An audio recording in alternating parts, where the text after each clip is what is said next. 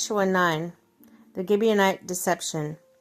Now, when all the kings west of the Jordan heard about these things, the kings in the hill country and the western foothills along the entire coast of the Mediterranean Sea as far as the Lebanon, the kings of the Hittites, Amorites, Canaanites, Perizzites, Hivites, and the Jebusites, they came together to wage war against Joshua and Israel.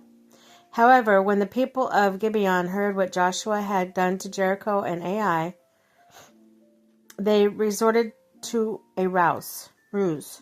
They went as a delegation whose donkeys were loaded with worn-out sacks and old wineskins cracked and mended.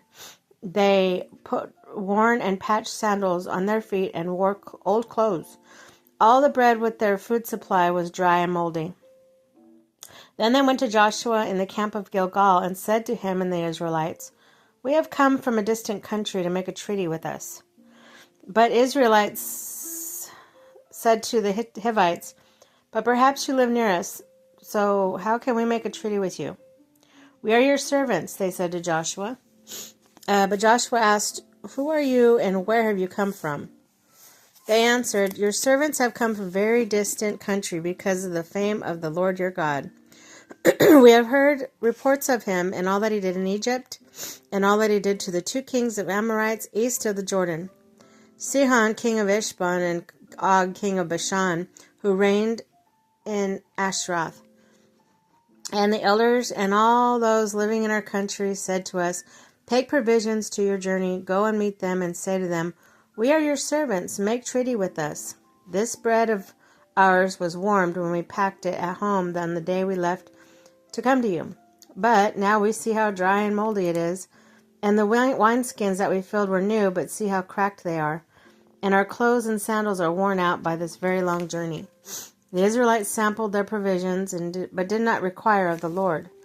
Joshua made a treaty of peace with them and let them live. The leaders of the assembly ratified it by oath. 3 days after they made the treaty of the Gibeonites, the Israelites heard that they were neighbors living near them.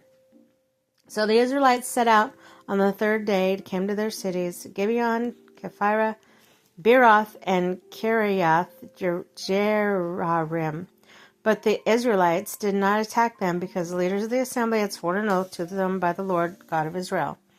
The whole assembly grumbled against the leaders, but all the leaders answered, "We have given them our oath by the Lord, the God of Israel.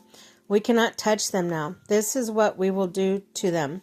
We will let them live so that God's wrath will not fall on us for breaking the oath we swore to them."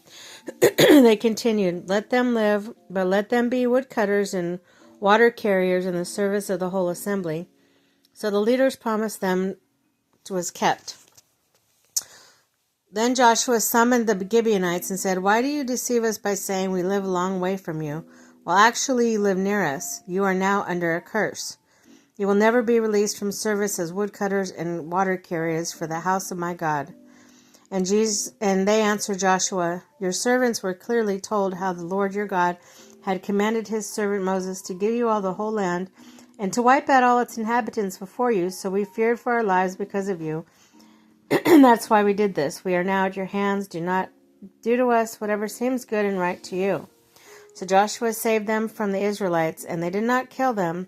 That day he made the Gibeonites woodcutters and water carriers for the assembly, to provide for the needs of the altar of the Lord at the place the Lord would choose, and that is what they are to this day.